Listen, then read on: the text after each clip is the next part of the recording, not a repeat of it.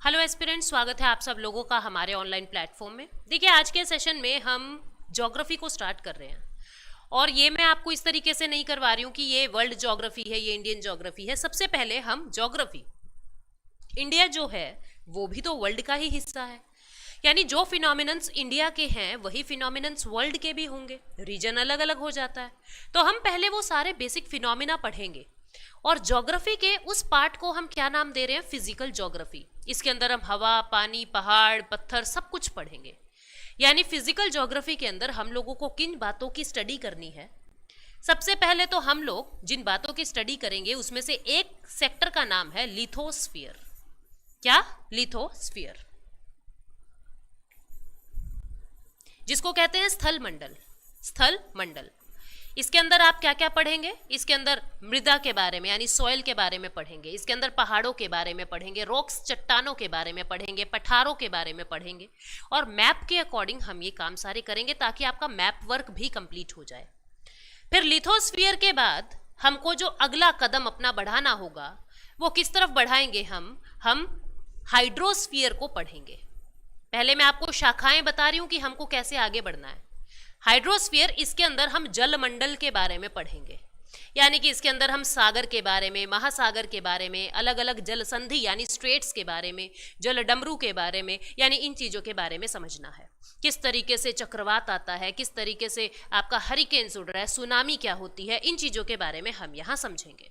और स्थल मंडल में आप अर्थक्वेक कैसे आ रहा है, वल्केनो यानी ज्वालामुखी कैसे आ रहा है, इन चीज़ों को पढ़ेंगे। फिर तीसरी जो ब्रांच हमारी होगी इस फिजिकल ज्योग्राफी के अंदर, हमें क्या करना होगा? हमें करना होगा तीसरा सेक्टर जिसका नाम है आपका वायुमंडल यानी कि एटमॉस्फेयर। एटमॉस्फेयर यानी कि वायुमंडल, इसमें हम प्रदूषण के बारे में बातें करेंगे। इसके अंदर हम अलग अलग पृथ्वी की सतह के बारे में बातें करेंगे। हमारे ऊपर एनवायरनमेंट कैसा है, कहीं पे प्लेन चल रहा है तो वहीं पे ही क्यों चल रहा है, कहीं और क्यों नहीं चल रहा, ऊपर कौन कौन से बादल बन रहे हैं, किस किस तरीके से वर्षा हो रही है, कितने प्रकार की वर्षा है, कहीं पे बाढ़ तो कहीं पे आग क्यों लगी हुई है। इस तरीके से ये सारे कंसेप्ट हमको समझने हैं, यानी एटमॉस्फेयर वायुमंडल की बात करेंगे। ये वो सेक्टर हो गया जो तीनों के लिए कॉमन है। ये वो क्षेत्र है जो तीनों के लिए कॉमन है, मतलब जिसके अंदर जल मंडल भी है, जिसके अंदर स्थल मंडल भी है, जिसके अंदर वायुमंडल भी है, लिथोस्फीयर भी है, हाइड्रोस्फीयर भी है और एटमॉस्फेयर भी है। और इस भाग को हम क्या कहते हैं? इस भाग को हम कहते हैं ये हमारा बायोस्फीयर है। ये हमारा बायोस्फीयर है, यानी कि जैव मंडल है, जहां पे जिंदगी है, जहां पे जीवन है। जीवन के लिए आपको पानी की भी आवश्यकता है, जीवन के लिए आपको सतह यानी भूमि यानी लैंड यानी चट्टानों की भी आवश्यकता है और जीने के लिए आपको वायु यानी कि एयर की भी आवश्यकता है। वो क्षेत्र जिसके अंदर जिंदगी संभव है उसको कहते हैं बायोस्फीयर, यानी लिथोस्फीयर, हाइड्रोस्फीयर और एटमॉस्फेयर का जो कॉमन पार्ट होता है उसको हम जैव मंडल यानी बायोस्फीयर कहते हैं। तो इस तरीके से हमें एक एक करके सारी बातें आगे बढ़नी है। लेकिन चाहे आप रॉक्स पढ़ ले, चाहे आप जलमंडल पढ़ ले, चाहे आप वायुमंडल पढ़ ले, यानी बायोस्फीयर हम जब पढ़ेंगे तो कुछ कॉमन चीजों के बारे में हमें पता होना चाहिए। हम बात कर रहे हैं पृथ्वी की, हमें पढ़ना है पृथ्वी को। तो पृथ्वी के लिए कौन कौन से विवाद दुनिया के अंदर आते हैं उनकी तरफ हम पहले नजर डालते हैं। सबसे पहले अर्थ के बारे में क्या बातें उठी कि अर्थ की शेप क्या है, अर्थ की शेप क्या है, यानी अर्थ की आकृति कैसी है। अर्थ की शेप को हम क्या नाम दें? क्या इसको सर्कल कहें या इसको वृत्त कहें या इसको स्फीयर कहें? क्या कहें अर्थ की शेप को? क्योंकि आपकी शेप, जो अर्थ की शेप है वो कुछ ऐसी थी, वो कुछ ऐसी थी, यानी ना तो ये पूरी तरीके से सर्कल था, ना ही ये पूरी तरीके से स्फीयर था। हम इसको क्या कहें कुछ समझ नहीं आ रहा था। तो जो बड़े बड़े जियोलॉजिस्ट थे, जियोलॉजिस्ट कौन होते हैं? जो भूगर्भ के बारे में सारी पढ़ाई करते हैं, जो धरती की स्टडी करते हैं, उन्होंने कहा कि आप इसको क्या कहते हैं? हमने कहा रेक्टेंगल कहते हैं। यानी रेक्टेंगल मैं थोड़ा प्रॉपर वे में बना दूं, ये मे बी स्क्वायर लग सकता है आपको। हम इसको क्या कहते हैं? हम इसको रेक्टेंगल कहते हैं। हम इसको क्या कहते हैं? हम इसको वर्ग यानी स्क्वायर कहते हैं। हम इसको क्या कहते हैं? हम इसको सर्कल कहते हैं। किसी ने तो ये नाम दिए हैं ना कि इस शेप को सर्कल कहना है, इस शेप को सिलेंडर कहना है। किसी ने तो ये आकृति, ये शेप दी है ना कभी ना कभी। तो ऐसे ही आप धरती की एक नई शेप बना दो। जब धरती के बारे में पढ़ाई की जाने लगी तो ये पता लगा, एस्ट्रोलॉजिस्ट ने जैसे जैसे देखो आगे आगे उत्पत्ति हुई, पहले तो क्या मानते थे कि धरती जो है वो स्थिर है और सूर्य धरती के चारों तरफ चक्कर लगा रहा है। जब समय था जब चर्च का राज चलता था, जब चर्च का राज चलता था और चर्च दुनिया को पागल बनाती थी, उसको कहते थे हम ब्लैक ईरा, यानी कि काला युग, जब व्यक्ति अंधेरे में जीता था, वो साइंस के बारे में नहीं जानता था, तब क्या मानता था कि अर्थ जो है वो स्थिर है और सूर्य जो है उसके चारों तरफ चक्कर लगा रहा है। लेकिन जैसे ही गैलीलियो आया, गैलीलियो ने क्या कहा, भाई ये ना सूर्य जो है वो स्थिर है और अर्थ उसके चारों तरफ चक्कर लगा रही है। यानी जैसे जैसे लोगों ने पढ़ाई करनी शुरू की, जैसे जैसे लोगों में लॉजिक्स आने लगे, रीजन आने लगी, तर्क आने लगे, वो लोग वाद विवाद करने लगे, चर्च के खिलाफ जाने लगे, लोगों के अंदर रैशनल थिंकिंग आने लगी, यानी लॉजिकल चीजें आने लगी। और इसी लॉजिकल थिंकिंग ने किसी को विवश कर दिया इस अर्थ की शेप के बारे में पता लगाने के लिए। बोले यहां से यहां तक का डिस्टेंस मापो। डिस्टेंस मापा तो पता लगा ये एक तरीके का व्यास हो गया, डायमीटर हो गया। और आज के दिन हमको पता है हम इसको पोल्स कहते हैं, पर उस समय ऐसा नहीं कहा था कि इनको ध्रुव कहा जा रहा है, पोल्स कहा जा रहा है, ऐसा कुछ नहीं था। एंड टू एंड जो धरती है उसका व्यास मापा, और आज की सेंस में मैं इसको क्या कहूंगी, ये क्या है, ये पोलर डायामीटर है। ये पोलर डायामीटर है, यानी मैं क्या कह सकती हूं, ये ध्रुवीय व्यास है, ये ध्रुवीय व्यास है। जब ये मापा तो पता लगा ये कितना आ रहा है, 12,714 किलोमीटर आ रहा है। 12,714 किलोमीटर आ रहा है। ये ध्रुव टू ध्रुव, north pole to south pole, जब मैं मिला रही थी इस लाइन को, तो ये 12,714 किलोमीटर ये पूरा आपका व्यास आ रहा है।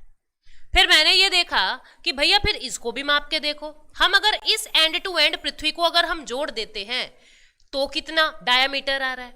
इसको कहा गया कि इक्वेटोरियल डायामीटर है। ये क्या है, इक्वेटोरियल डायामीटर, यानी भूमध्य रेखीय या विषुवतीय, आप कैसे भी कह सकते हो, भूमध्य रेखीय व्यास। ये जब हमने नापा तो पता लगा ये 12,756 किलोमीटर है।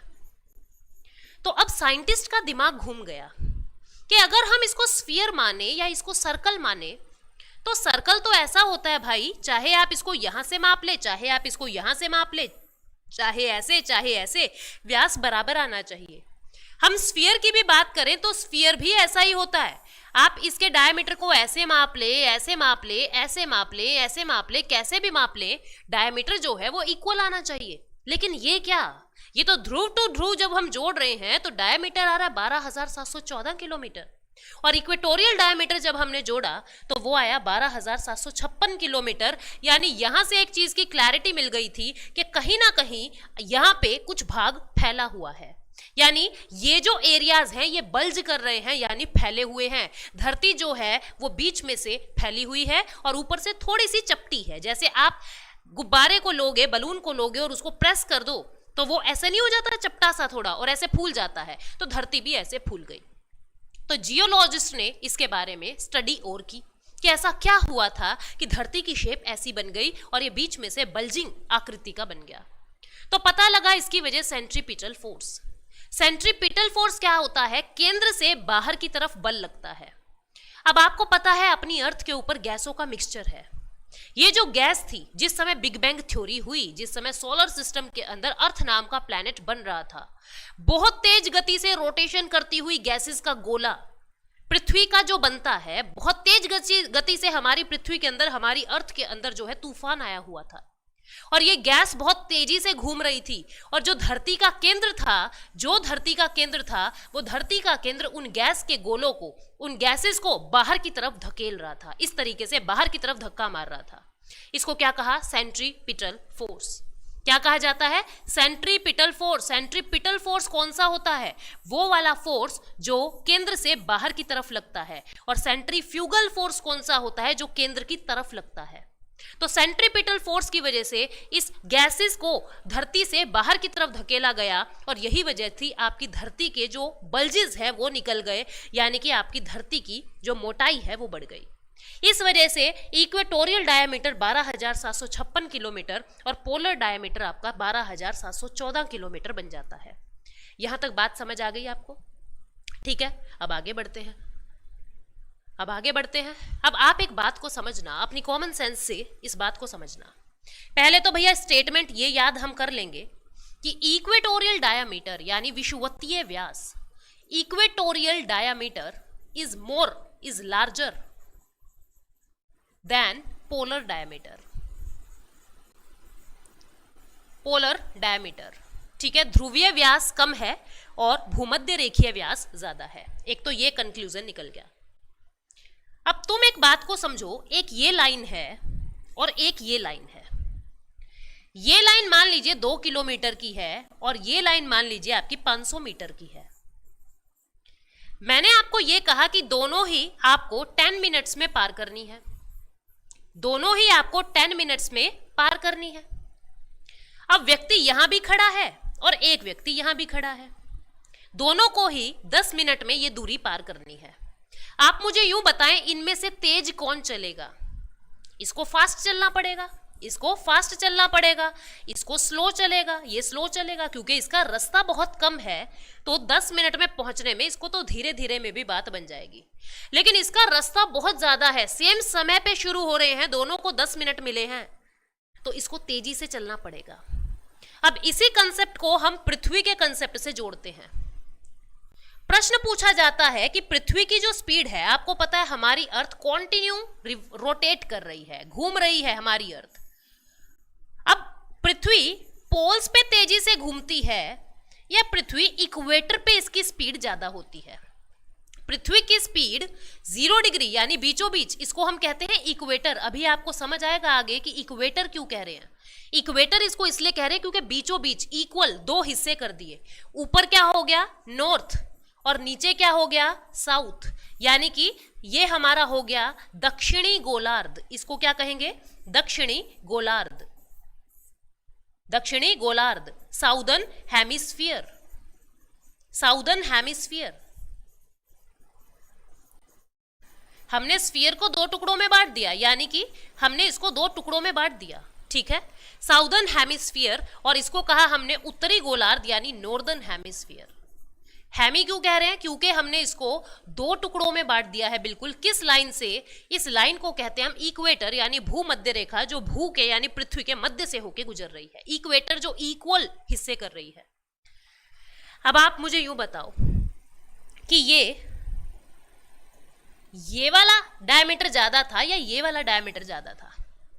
आप कहेंगे मैडम ये 12,756 किलोमीटर था, ये तो 12,714 किलोमीटर था। याद करो, जब दूरी ज्यादा थी, जब दूरी 2 किलोमीटर थी और इसकी दूरी 500 मीटर थी, तो किसको तेजी से चलना पड़ा था? इसको तेजी से चलना पड़ा था। यानी दूरी ज्यादा है, दूरी ज्यादा है, यहां दूरी कम है, यहां डिस्टेंस कम है और समय उतना ही है। ऐसा थोड़ा ना धरती का एक हिस्सा तो किसी और समय पे पहुंच रहा है और धरती का दूसरा हिस्सा कुछ किसी और समय पे पहुंच रहा है। यानी कि समय उतना ही है, सेम 24 घंटे मिल रहे हैं सबको। बात को समझना, सेम 24 घंटे 4 मिनट मिल रही है सबको। यानी कहने का भाव क्या है? इक्वेटर पे धरती की स्पीड जो है वो ज्यादा होगी। इक्वेटर पे स्पीड ऑफ रोटेशन यानी घूर्णन गति जो है वो ज्यादा होगी। क्यों ज्यादा होगी? क्योंकि दूरी ज्यादा है और उसको उतने ही समय में, उसी 24 घंटे में पार करने हैं जितने 24 घंटे में ये ध्रुवों पे पार कर रही है। यानी इक्वेटर पे speed of rotation at equator will be high.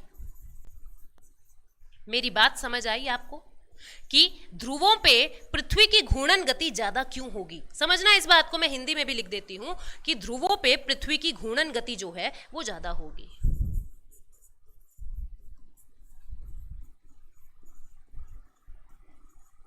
रटना नहीं है कुछ भी, कंसेप्ट से करना।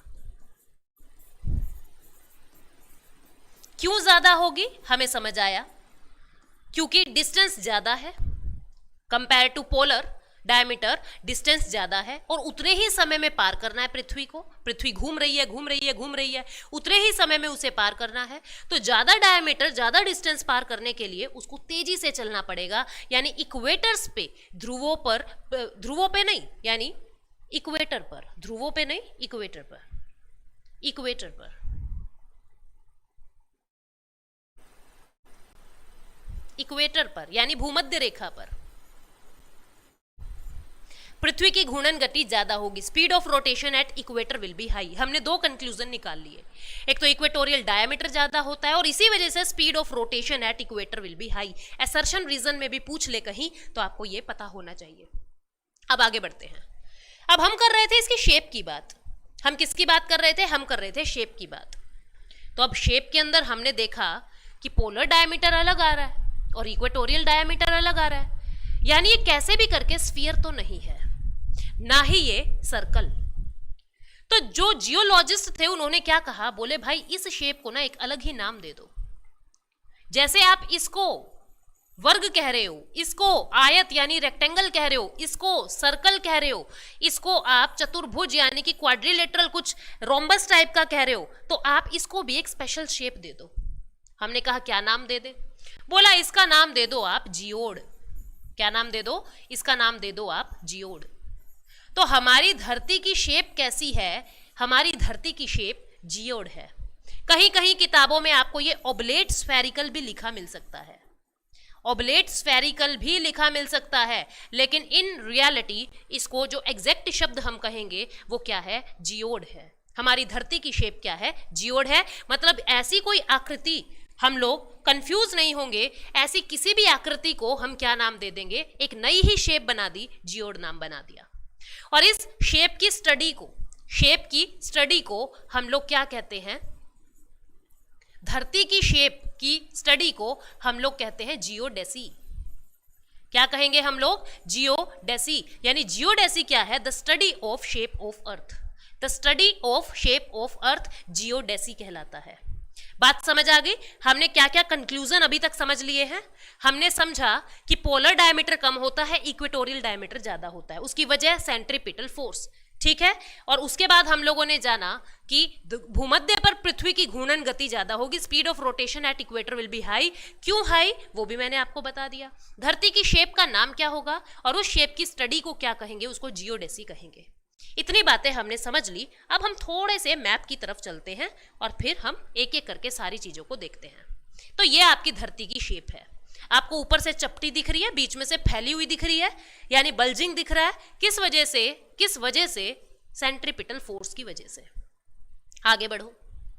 ये मैंने बता दिया आपको, नॉर्थ पोल से साउथ पोल अगर आप जाते हैं तो 12,714 किलोमीटर है, और हम इक्वेटोरियल डायमीटर को मापे तो 12,756 किलोमीटर है। मैं आपको बता चुकी हूं।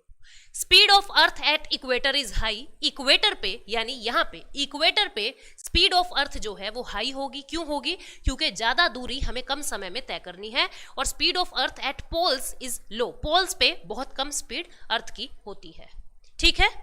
अब आगे बढ़ते हैं। मैं आपको एक चीज, हाँ ये देखिए, आपको ये मार्क दिख रहा होगा, यहां पे ये मार्क दिख रहा है आपको। क्या लिखा हुआ है मैं आपको बता दूं। इस तरीके से कुछ बना हुआ है। ये एन क्या रिप्रेजेंट करता है? एन क्या रिप्रेजेंट कर रहा है? एन रिप्रेजेंट करता है बच्चों नॉर्थ को। अब इस बात को समझो, जो हमारी दिशाएं होती है वो हमेशा आपको ऐसे देखनी है, ऊपर नॉर्थ, नीचे साउथ, इधर ईस्ट, इधर वेस्ट। ऊपर नॉर्थ, नीचे साउथ, इधर ईस्ट, इधर वेस्ट। अब ये तुम किसी भी जगह खड़े होके देख सकते हो। आपको वहां पे प्लस का साइन बनाना है, ऊपर नॉर्थ, नीचे साउथ, इधर ईस्ट, इधर वेस्ट। ये क्या दिशा हो जाएगी? ये हो जाएगी आपकी नॉर्थ ईस्ट। ये क्या हो जाएगी? ये हो जाएगी साउथ ईस्ट। ये क्या हो जाएगी? ये हो जाएगी नॉर्थ वेस्ट। और ये क्या हो जाएगी आपकी साउथ वेस्ट। इस तरीके से ये 8 दिशाएं बार बार हमारे काम आएंगी। मैं जैसे ही नॉर्थ में कहूं तो नीचे नहीं देखना, मतलब ऊपर। अब मैं वो मार्क आपको क्यों दिखा रही थी?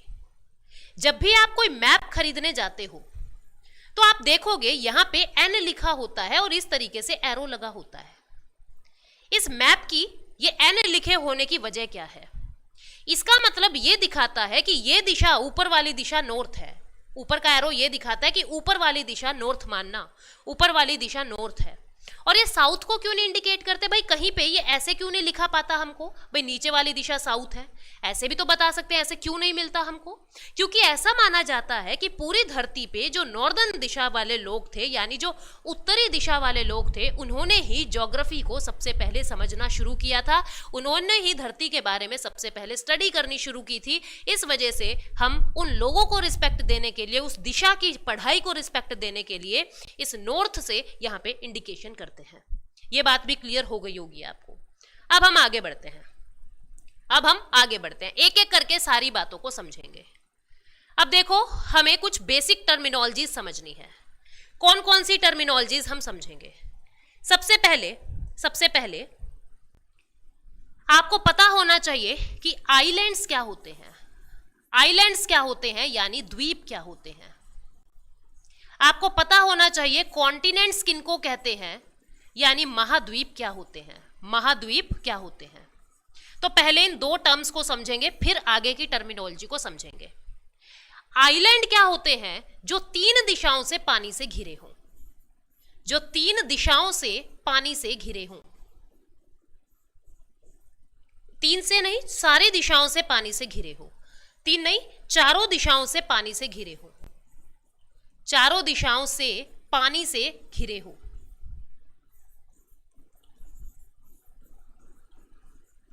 मतलब surrounded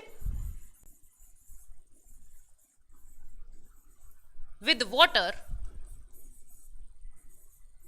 from all 4 sides, from all 4 sides, चारों की चारों दिशाओं से पानी से घिरी होने वाली आकृति आइलैंड कहलाती है। एक बार कंफ्यूजन दूर करने के लिए स्मार्ट बोर्ड का फायदा उठाते हैं और हम एक बार इमेज देख लेंगे। ये आपको आइलैंड दिख रहा है, ये आपको आइलैंड दिख रहा है। चारों तरफ से पानी है, बीच में ये टापू दिख रहा है। चारों तरफ से पानी है, बीच में ये टापू दिख रहा है, ये आइलैंड होता है। यानी touches water from all sides, चारों दिशाओं से जिस भूभाग को, जिस लैंडमास को पानी छूता है, उसको हम आइलैंड कहते हैं। फिर ये अगली टर्म हमें जाननी है जिसका नाम है कॉन्टिनेंट। कॉन्टिनेंट, अब आइलैंड को हिंदी में हमने क्या कहा? आइलैंड को हमने हिंदी में कहा द्वीप। क्या कहा? द्वीप। कॉन्टिनेंट को कह रहे हैं हम हिंदी में महाद्वीप। क्या कहते हैं? महाद्वीप। यानी द्वीप का कोई बड़ा रूप। यानी अब यहां छोटे भूभाग की बात नहीं होगी, बहुत बड़े भूभाग की बात होगी, बहुत बड़े लैंडमास की बात होगी। आइलैंड तो छोटा सा है, अब हम बहुत बड़े भूभाग की बात होगी, यानी कोई बड़ा भूभाग जो सभी दिशाओं से पानी से घिरा हो, उसको हम कॉन्टिनेंट कहेंगे। एक बड़ा लैंडमास, एक बड़ा भूभाग जो सारी दिशाओं से पानी से घिरा हो, उसको हम क्या कहेंगे? उसको हम कॉन्टिनेंट कहेंगे। यानी कि आइलैंड का बड़ा पार्ट, आइलैंड का बड़ा रूप, द्वीप का बड़ा रूप महाद्वीप कहलाता है। और क्योंकि बहुत बड़ा रीजन होता है, क्योंकि बहुत बड़ा क्षेत्र होता है, इस वजह से यहाँ पे आपको क्लाइमेटिक वेरिएशंस भी देखने को मिल सकती है, यानी अलग अलग जलवायु परिवर्तन भी देखने को मिल सकते हैं। अब एशिया की ही बात कर लो, एशिया एक महाद्वीप है। इस एशिया महाद्वीप में ही आपको अलग अलग बहुत सारे क्लाइमेटिक रीजन्स अलग अलग मिल जाएंगे। इंडिया का एनवायरनमेंट कुछ और कहता है, चाइना का क्लाइमेट कुछ और कहता है ना, रशिया का क्लाइमेट कुछ और कहता है। जबकि महाद्वीप क्या है? एक ही है, एक ही एशिया के ही भाग हैं। तो महाद्वीप की पहचान क्या है और द्वीप की पहचान क्या है? दोनों ही पानी से घिरे हैं, लेकिन द्वीप छोटा है, महाद्वीप बड़ा है। द्वीप में आपको क्लाइमेटिक वेरिएशंस देखने को नहीं मिलेंगे क्योंकि छोटा सा भाग है। महाद्वीप में आपको बहुत सारे जलवायु परिवर्तन छोटे छोटे हिस्से के बाद देखने को मिल सकते हैं। लेकिन ये जो परिभाषा है, ये 100% सत्य नहीं है। बहुत जगह ऐसे भी है ये कॉन्टिनेंट की परिभाषा गलत भी प्रूव हो जाती है। जरूरी नहीं है हर महाद्वीप चारों तरफ से पानी से घिरा हो। आप देख सकते हो यूरोप इस तरफ से पानी से नहीं घिरा हुआ, 3 तरफ से ही पानी से घिरा हुआ है। अब आप इसको देख सकते हो, ये क्या है? आप इस बात को समझना, कंफ्यूज बिल्कुल भी नहीं होना, एक एक चीज को क्लियर करते चलेंगे। ये क्या है? ये जो आपको दिखाई दे रहा है, ये है ग्रीनलैंड। क्या है? ग्रीनलैंड है, ये ग्रीनलैंड है। इसको नॉर्थ अमेरिका का पार्ट भले ही इसमें आपने दिखा रखा है, लेकिन ग्रीनलैंड एक अलग से आइलैंड माना जाता है, एक अलग से आइलैंड माना जाता है, अब द्वीप माना जाता है। और ये द्वीपों का सबसे बड़ा, यानी कि सबसे बड़ा आइलैंड अगर आपसे पूछ ले तो आप कहेंगे ग्रीनलैंड। लेकिन आप में से कोई बच्चा ये कह सकता है कि मैडम ये भी तो चारों तरफ से पानी से घिरा हुआ है, आप इसको महाद्वीप क्यों नहीं कह रहे? ये भी तो एक बड़ा टुकड़ा है, आप इसको महाद्वीप क्यों नहीं कह रहे? इसको द्वीप क्यों कह रहे हो? इसको महाद्वीप की परिभाषा में क्यों नहीं डाला? इसको इसलिए नहीं डाला बच्चे, क्योंकि यहाँ पे आप देखोगे आपको क्लाइमेटिक वेरिएशन देखने को नहीं मिलेंगे, आपको जलवायु परिवर्तन देखने को नहीं मिलेंगे, इसलिए ग्रीनलैंड को हमने आइलैंड की परिभाषा में डाला है। और सबसे बड़ा आइलैंड अगर आपसे पूछा जाए तो वो ग्रीनलैंड ही है। इसको महाद्वीप कॉन्टिनेंट की परिभाषा में क्यों नहीं डाला? क्योंकि ये पानी से तो घिरा हुआ है, ठीक बात है, लेकिन यहाँ पे जलवायु परिवर्तन नहीं है। फिर आप कहेंगे मैडम यूरोप तो चारों तरफ से पानी से नहीं घिरा हुआ, आप यूरोप को क्यों कह रहे हो ये महाद्वीप है? क्योंकि यूरोप के अंदर क्लाइमेटिक कंडीशन देखने को मिल गई थी और कंपैरेटिवली बहुत बड़ा भूभाग था, इसलिए हमने यूरोप को महाद्वीप की परिभाषा में डाल दिया। तो अब आप पूछोगे कि मैडम टोटल कितने महाद्वीप होते हैं? मैं बताऊंगी आपको, टोटल 7 महाद्वीप होते हैं। कौन कौन से 7 महाद्वीप आप देख पा रहे हैं? एशिया महाद्वीप, यूरोप महाद्वीप, अफ्रीका महाद्वीप, ऑस्ट्रेलिया महाद्वीप, साउथ अमेरिका, नॉर्थ अमेरिका। ये 7 महाद्वीप पृथ्वी के बड़े लैंडमास होते हैं, ठीक है। ये 7 महाद्वीप पृथ्वी के बड़े लैंडमास होते हैं और ये रहा हमारा प्यारा इंडिया। ये क्या है? हमारा प्यारा भारत, समझ रहे हो, जो एशिया का हिस्सा है। यहां तक बात समझ आई? 7 महाद्वीप कौन कौन से हैं? Asia, Africa, Australia, north America, south America, Europe, ठीक है, और अंटार्कटिका, ठीक है। एक ये आपको नीचे दिख रहा है जो कट गया है, this one is Antarctica. Clear हो गई आपको बातें? ठीक है, तो ये 7 महाद्वीप हमारे होते हैं। हमने द्वीप के बारे में जान लिया, हम लोगों ने महाद्वीप के बारे में जान लिया। अब आप यहाँ पे भी देख सकते हो, ये भी आपको दिखाई दे रहे हैं बिल्कुल क्लैरिटी से। Asia, Africa, Europe, Australia, south America, north America और ये अंटार्कटिका। अब मैंने क्या कहा, मैंने क्या किया, मैंने आपको थोड़ा सा पिक्चराइजेशन करवा देना है कि ये हमारी धरती है, ठीक है, ये हमारी धरती है। यहाँ पे अपना एशिया है, यहाँ पे अपना एशिया है, ठीक है। यहाँ पे अपना यूरोप है, यहाँ पे अपना यूरोप है। यहाँ पे आपको अफ्रीका दिखेगा, यहाँ पे आपको अफ्रीका दिख गया। यहाँ पे आपको ऑस्ट्रेलिया दिख गया, ऑस्ट्रेलिया, यहाँ पे अफ्रीका दिख गया। यहाँ पे आपको नॉर्थ अमेरिका दिख गया, यहाँ पे आपको साउथ अमेरिका दिख गया और यहाँ पे आपको अंटार्कटिका दिख गया, यहाँ पे आपको अंटार्कटिका दिख गया है। ये 7 महाद्वीप आप लोगों ने देख लिए। अब मैं आपसे यूं पूछती हूं, मैं आपसे ऐसा, मेरा सवाल ध्यान से सुनना। मैंने पूछा कि ऑस्ट्रेलिया के साउथ में कौन सा महाद्वीप है? ध्यान से सुनेंगे, ऑस्ट्रेलिया के साउथ में कौन सा महाद्वीप है? अब आपकी फटैक से आपकी जो नजरें हैं वो कहाँ जानी चाहिए? मैडम ने ऐसा बताया था, नॉर्थ, साउथ, ईस्ट, वेस्ट। हम वही काम करेंगे जो मैडम ने बताया था, यानी कि हम ऑस्ट्रेलिया में ऐसे एरो डाल देंगे और इसको कहेंगे नॉर्थ, इसको कहेंगे साउथ, इसको कहेंगे वेस्ट और इसको कहेंगे ईस्ट। यानी इसके नीचे कौन सा है? अंटार्कटिका है। इसके साउथ में कौन सा आ गया? अंटार्कटिका आ गया। ऑस्ट्रेलिया के जस्ट नॉर्थ में, अंटार्कटिका के जस्ट नॉर्थ में कौन सा है? अंटार्कटिका के जस्ट नॉर्थ में कौन सा है? हम वही काम फिर कर देंगे, यानी अंटार्कटिका को प्लस एरो मान देंगे। ये नॉर्थ हो गया, ये साउथ हो गया, ये ईस्ट हो गया, ये वेस्ट हो गया। मैंने कहा अंटार्कटिका के नॉर्थ में कौन सा है? अफ्रीका है। क्लियर हो गई बात? अफ्रीका के नॉर्थ में कौन सा है? फिर पहचान कर लो, वही north, south, east, west. Africa के नॉर्थ में यूरोप आ गया, ठीक है। मैं कहूं अफ्रीका के नॉर्थ ईस्ट में कौन सा है? नॉर्थ ईस्ट में एरो डाल दो, कौन सा है? एशिया आ गया। क्लियर हो रही है? साउथ अमेरिका के नॉर्थ में कौन सा है? साउथ अमेरिका के नॉर्थ में नॉर्थ अमेरिका है। इस तरीके से हम इन दिशाओं से एक माइंड में कंसेप्ट क्लियर कर लेंगे कि भैया ये दिशाओं का खेल क्या है, ठीक है, दिशाओं का खेल क्या है और किस तरीके से ये दिशाएं हमारे मैप वर्क में हमारी मदद करने वाली हैं। अब हम आगे बढ़ते हैं। हमने देख लिया कॉन्टिनेंट क्या होता है, हमने देख लिया सब कॉन्टिनेंट क्या होता है, हमने देख लिया आइलैंड क्या होता है। अब हमें अगली बात जाननी है कि ये सब कॉन्टिनेंट क्या होता है। सब कॉन्टिनेंट क्या होता है, यानी कि उपमहाद्वीप क्या होता है।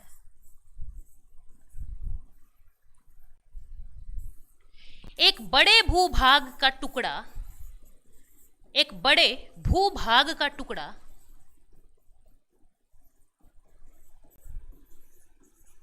जो किसी और से जाकर, जो किसी और लैंडमास से, किसी और भूभाग से जाकर मिल जाए, किसी और भूभाग से मिल जाए, उसको कहते हैं सब कॉन्टिनेंट। मतलब वो आपका नहीं था, कहीं और से आया है। एग्जाम्पल देखते हैं, एग्जाम्पल देखते हैं इसका कि आपका नहीं है, कहीं और से आया है। ऐसा कौन है? ऐसा कौन है? कहाँ क्लियर दिखेगा? यहाँ क्लियर दिख रहा है आपको। देखिए ऐसा कौन है? ऐसा अपना प्यारा भारत है। ये भारत यहाँ पे कहीं होता था, ये भारत यहाँ पे कहीं होता था, और ये ट्रैवल करता करता करता करता करता करता इस एशिया वाले महाद्वीप में जाके मिल जाता है, यहाँ फिट हो जाता है। इसलिए हम इंडिया को क्या कहते हैं? इंडिया को कहते हैं सब कॉन्टिनेंट, यानी इंडियन सब कॉन्टिनेंट, यानी इंडिया एक उप महाद्वीप है। मेरी बात समझ आ गई? यानी धरती का एक बड़ा टुकड़ा जो कहीं और से ट्रैवल करता करता किसी दूसरे लैंड मास से आके जुड़ जाता है, उसको कहते हैं हम उप महाद्वीप। क्या कहते हैं? उप महाद्वीप। तो हमने देखे द्वीप, हमने देखे महाद्वीप, हमने देखे उप महाद्वीप। तो अब इसके बारे में और क्या क्वेश्चंस बन सकते हैं उसको और देख लेते हैं।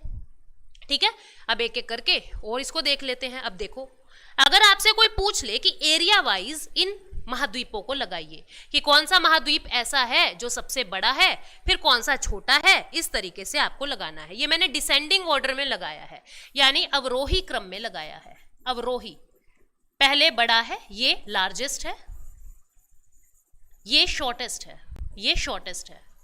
तो आपसे पूछ ले सबसे बड़ा महाद्वीप कौन सा है, आप बताएंगे एशिया। फिर कौन सा है? अफ्रीका, फिर नॉर्थ अमेरिका, फिर साउथ अमेरिका, फिर अंटार्कटिका, फिर यूरोप, फिर ऑस्ट्रेलिया। इस तरीके से ये 7 महाद्वीप बढ़ते से उतरते क्रम में है, यानी ज्यादा से कम के क्रम में है। और अगर आपसे पॉपुलेशन वाइज पूछ लें कि जनसंख्या के आधार पे ज्यादा से कम के ऑर्डर में लगाएं, सबसे ज्यादा लार्जेस्ट पॉपुलेशन किसकी है? लार्जेस्ट पॉपुलेशन यानी एरिया वाइज भी आपका एशिया सबसे बड़ा है, और पॉपुलेशन वाइज भी एशिया सबसे बड़ा है। ये भी सेकंड नंबर पे अफ्रीका, सेकंड नंबर पे अफ्रीका, ये तो सेम है। लेकिन अब तीसरे नंबर पे आ जाएगा यूरोप, फिर आ जाएगा आपका नॉर्थ अमेरिका, फिर आ जाएगा साउथ अमेरिका, ठीक है, फिर आ जाएगा आपका ऑस्ट्रेलिया जिसको ओशिनिया भी कहते हैं, फिर आ जाएगा आपका अंटार्कटिका। इस तरीके से पॉपुलेशन वाइज ऐसे याद करना है, ठीक है, और एरिया वाइज ऐसे याद करना है। तो द्वीप, महाद्वीप और उपमहाद्वीप के बारे में हमने बातें जानी। कुछ और टर्मिनोलॉजीज हमें समझनी है कि ओशियन किसको कहते हैं, सी किसको कहते हैं, इन चीज़ों के बारे में भी हमें जानना है। लेकिन ये सब बातें हम नेक्स्ट सेशन में समझेंगे। उम्मीद करती हूँ यहाँ तक आपको बातें समझ आ गई हैं और एकदम कंसेप्चुअल क्लैरिटी के साथ हम आगे बढ़ने वाले हैं, ताकि हमको बिल्कुल जीरो से हीरो बनना है। मैं ऐसा मान के चल रही हूँ कि आपने ज्योग्राफी आज से पहले कभी पढ़ी ही नहीं है, और उसी हिसाब से मैं आपको पढ़ाने की कोशिश कर रही हूँ। So thank you so much, take care, bye bye.